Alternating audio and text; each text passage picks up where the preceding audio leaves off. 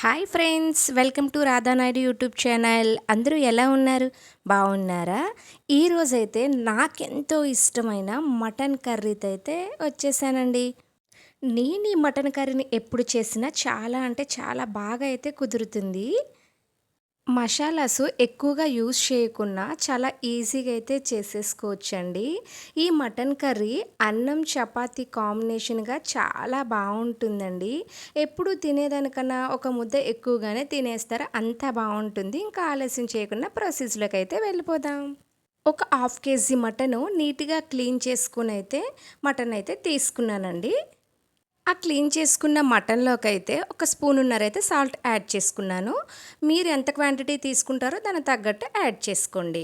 ఒక 3 స్పూన్స్ వరకైతే కారం అయితే యాడ్ చేసుకున్నానండి. కారం అయితే ఎక్కువగానే పడుతుంది. ఎందుకంటే నాన్ వెజ్‌కి కారం లేకపోతే అంత రుచి అనిపించదు. నేను ఒక 2 టేబుల్ స్పూన్స్ వరకైతే గడ్డ పెరుగునైతే యాడ్ చేసుకున్నాను. ఈ అన్నిటినికి కూడా నీట్‌గా అయితే మిక్స్ చేసుకోవాలి. ఇలా మటన్‌లో ఇవన్నీ ముందే వేసుకోవడం వల్ల ఏంటంటే, మటన్ అనేది సాఫ్ట్‌గా అయితే ఉంటుందండి. తినేటప్పుడు చాలా బావుంటుంది. నేను ఈ మిశ్రమాన్ని అంతటిని కూడా ఒక హాఫ్ ఎన్ అవర్ అయితే పక్కనైతే పెట్టేసుకున్నానండి.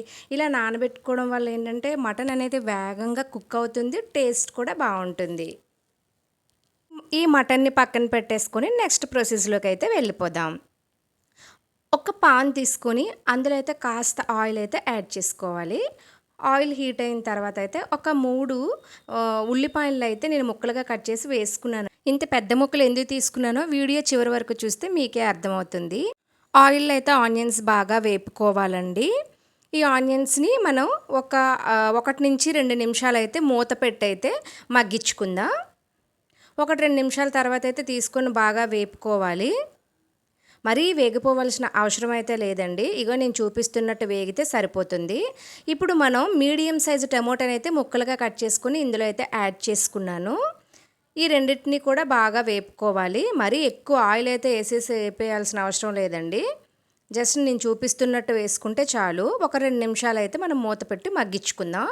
2 నిమిషాల తర్వాత చూడండి మగ్గిపోయినియి. ఇలా వేయించుకున్న టమోటా ఆనియన్స్‌ని అయితే మిక్సీ జార్‌లోకి తీసుకొని కొద్దిగా చల్లారిన తర్వాత అయితే మిక్సీ పట్టుకోవాలండి.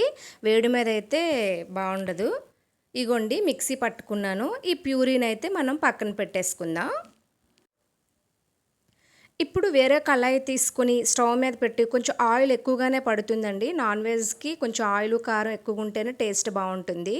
ఆయిల్ హీట్ అయిన తర్వాత కాస్త జీలకర్ర, 3 పచ్చిమిరపకాయలు, 2 రెమ్మలు కరివేపాకు అయితే వేసుకొని బాగా వేయించుకున్నాను. అవి వేగిన తర్వాత ఒక 3 టేబుల్ స్పూన్లు అయితే ఫ్రెష్‌గా దంచుకున్న అల్లం వెల్లుల్లి పేస్ట్‌ని అయితే యాడ్ చేసుకున్నానండి. ఈ అన్నిటిని బాగా వేపిన తర్వాత ముందుగా మనం మిక్సీ చేసి పట్టుకున్న ప్యూరీని అయితే అందులో యాడ్ చేసేసుకుందాం. వీటన్నిటిని కూడా ఆయిల్‌లో అయితే బాగా వేపుకోవాలండి. పచ్చివాసన పోయేంత వరకైతే ఆయిల్‌లో వేపుకోవాలి. ఒక 2 నిమిషాలైతే మూత పెట్టయితే వేయించుకుందాం. ఒక 2, 3 నిమిషాల తర్వాత అయితే చూపిస్తున్నాను చూసారా ప్యూరీ బాగా అయితే వేగిపోయింది. ఆయిల్ అనేది పక్కకు రిలీజ్ అయిన తర్వాత అయితే ఈ టైంలో అయితే మటన్ పీసెస్ అనేవి అందులో యాడ్ చేసుకుందామండి. ఈ మటను, ఈ ప్యూరీ అనేది బాగా కలుపుకోవాలి. ఈ మసాలా అనేది బాగా పట్టాలండి. టమోటా, ఆనియన్ పేస్ట్ అనేది మటన్‌కి. ఒక 5 నిమిషాల తర్వాత అయితే చూపిస్తున్నాను. చూసారా వాటర్ ఎంత రిలీజ్ అయిందో మటన్ నుంచి. బాగా కలుపుకోవాలండి. మరొక 2, 3 నిమిషాలు మూత పెట్టుకొని అయితే ఉడికించుకుందాం. 2, 3 నిమిషాల తర్వాత అయితే చూసారా ఆయిల్ అనేది సెపరేట్ అయిపోయింది మటన్ నుంచి. ఈ టైంలో ఏంటంటే ముక్క మునిగేంత వరకైతే మనం వాటర్‌ని అయితే యాడ్ చేసుకోవాలండి. ముక్క మునిగేంత వరకు అయితే వాటర్ యాడ్ చేసుకొని మూత పెట్టుకొని అయితే ఒక్క 10 నిమిషాలైతే ఉడికించుకోవాలండి. సిమ్‌లోనే ఉడికించుకోవాలి. అప్పుడు ముక్క బాగా ఉడుకుతుంది. ఒక 10 నిమిషాల తర్వాత అయితే చూపిస్తున్నాను. ఇంకా వాటర్‌లానే ఉంది. ఇంకొక 5 నిమిషాలైతే మటన్ ఉడికిపోతుందండి. ఈ టైంలో ఏంటంటే మనం మసాలా దినుసులైతే యాడ్ చేసుకుందాం. నేను ఒక టేబుల్ స్పూన్ అయితే ధనియాల పౌడరు, అర టేబుల్ స్పూన్ అయితే జీలకర్ర పౌడరు, ఒక ఫుల్ టేబుల్ స్పూన్ అయితే మసాలా పౌడర్ అయితే యాడ్ చేశానండి. నేను తీసుకునేది చిన్న స్పూన్ కనుక అంత క్వాంటిటీలో అయితే యాడ్ చేశాను. ఈ అన్నిటిని బాగా కలుపుకొని ఒక 5 నిమిషాలు ఉడికించుకుందాం. ఒక 5 నిమిషాల తర్వాత అయితే నేను చూపిస్తున్నాను. చూసారా మటన్ అనేది బాగా ఉడికిపోయింది.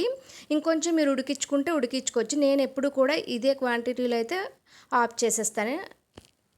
ఎందుకంటే మటను చల్లారిన తర్వాత అయితే ఇంకా దగ్గరగా అయిపోతుందండి. మా ఇంట్లో అయితే అలా ఇష్టపడరు. మీరు కావాలంటే ఇంకొంచెం ఎక్కువసేపు ఉడికించుకోవచ్చు దగ్గరికి. నేను ఈ టైంలో ఆఫ్ చేసేస్తాను. అంతేనండి. ఎంతో టేస్ట్‌గా ఉండే మటన్ అయితే రెడీ అయిపోయింది. ఈ టైంలో ఆఫ్ చేసేసుకొని సర్వ్ చేసేసుకోవడమే. ఇది ఈ మటన్ అండి నేను చెప్పే విధంగా చేస్తే చాలా అంటే చాలా టేస్ట్‌గా అయితే మీకైతే కుదురుతుందండి. అంత బావుంటుంది. ఇది అన్నం, చపాతీలోకైతే మంచి కాంబినేషన్ అండి.